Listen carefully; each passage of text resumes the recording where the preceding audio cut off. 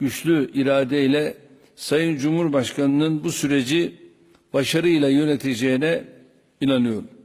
Bu vesileyle seçimlerin ardından demokratik olgunluk içinde ve dostane şekilde gerçekleştirilen yönetim değişimini de takdirle karşıladığımızı özellikle belirtmek isterim. İlk ziyaretimi 2011 yılında yapmıştım. O günden bugüne gerçekten Somali çok ciddi bir değişim geçirdi.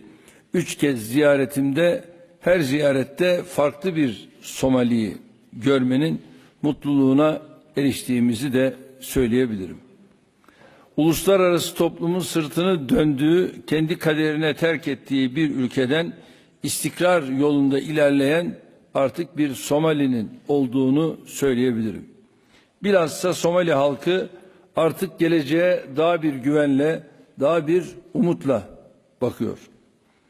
Ve her ziyaretimde bu ülkede şahit olduğum bu değişimin son ziyaretimde artık zirve yaptığını gördüm.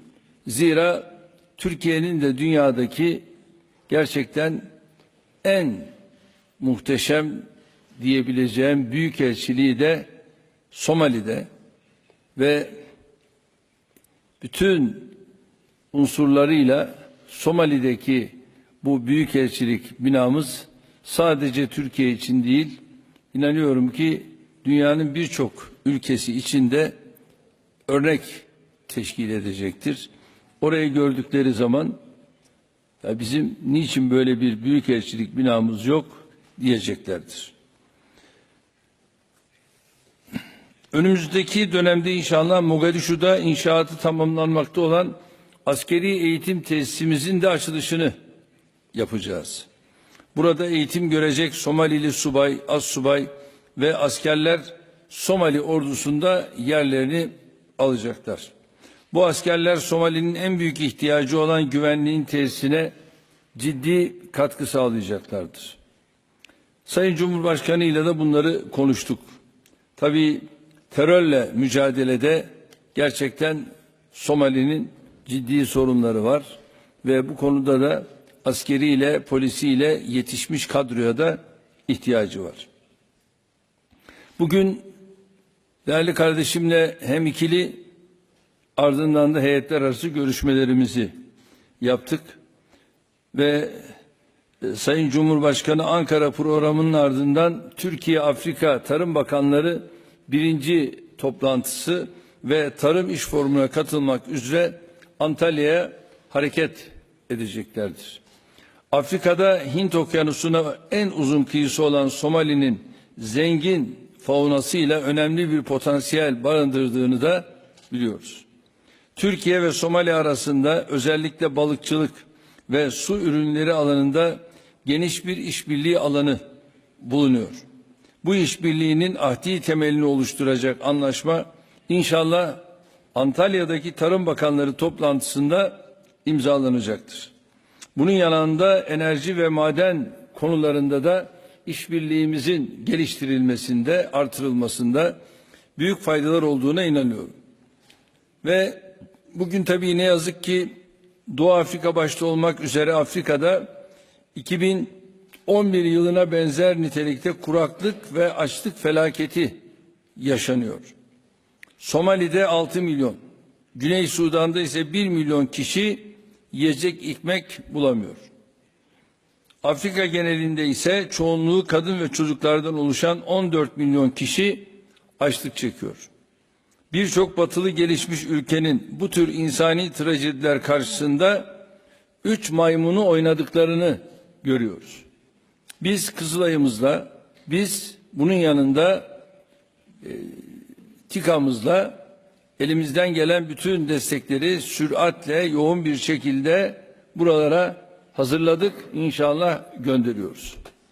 Yokluk ve yoksulluk içinde hayata tutunmaya çalışan mazlumların görüntülerini görmemezlikten gelenlerin yanında biz onların yanında olmaya devam edeceğiz. Çocukların açlıktan öldüğü bir dünyada ne huzur, ne barış, ne istikrar olur. Ve geçtiğimiz Mart ayında İnsanlığın Umudu Ol kampanyasını biz başlatmıştık. Türk Kızılayı Doğu Afrika'da kuraklıktan etkilenen bölgelere yardımını ulaştırıyor. AFAD, TİKA ve STK'larımız bu bölgelerde yoğun olarak çalışmalar sürdürüyor. İlk aşamada gıda, ilaç, sarf malzemelerinden oluşan 15.000 tonluk yardım sevkiyatımızı Ramazan ayında Somalili ihtiyaç sahiplerine ulaştıracağız. Bu bağlamda TİKA'nın Mogadishu ve diğer bölgelerde başlattığı kırsal kalkınmayı, tarımsal üretimi ve sanayileşmeyi destekleyen kapsamlı kalkınma projelerine hız veriyoruz. Özel sektörümüzü de bölgede yatırım yapmaya teşvik edeceğiz.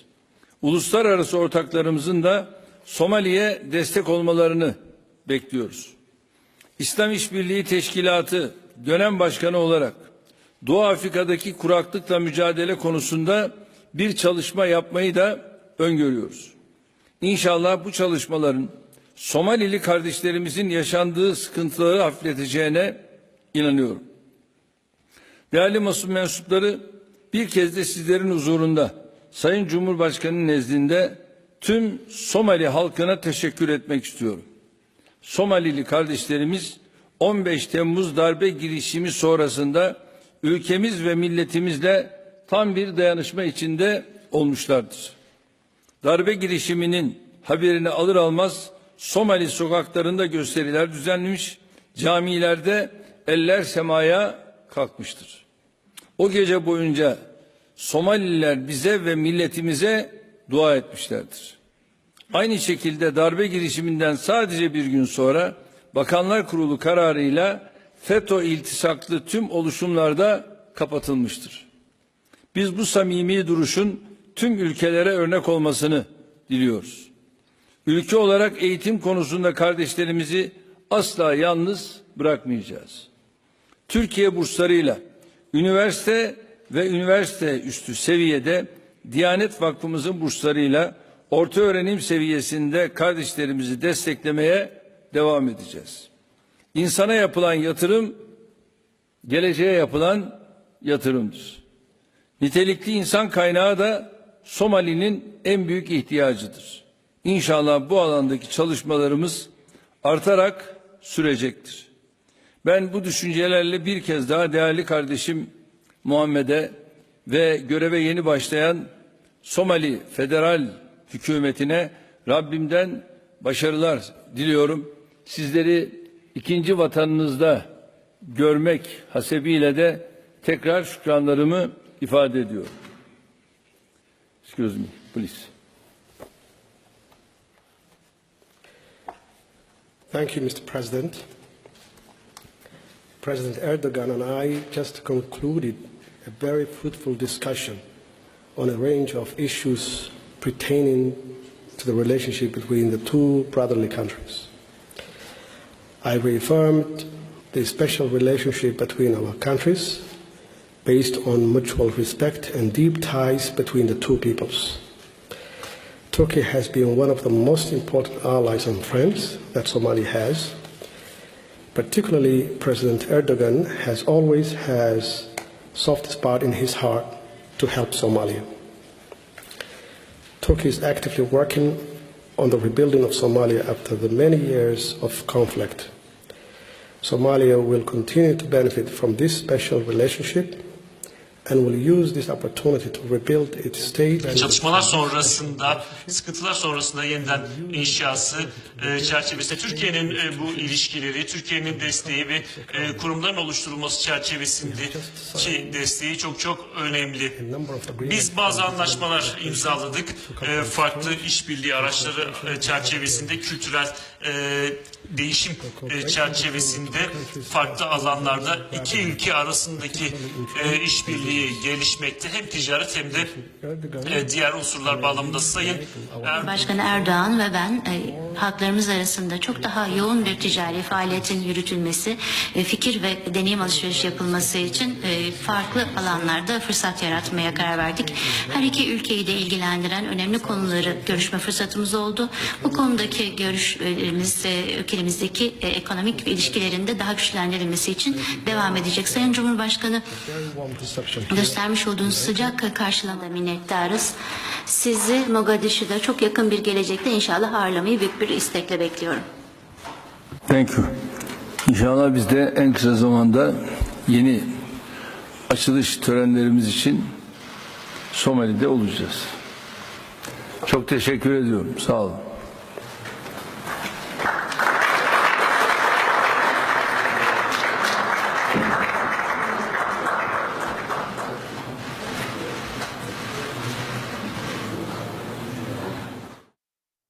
Cumhurbaşkanı Erdoğan, Somali Cumhurbaşkanı ile birlikte kısa bir basın açıklaması yaptı.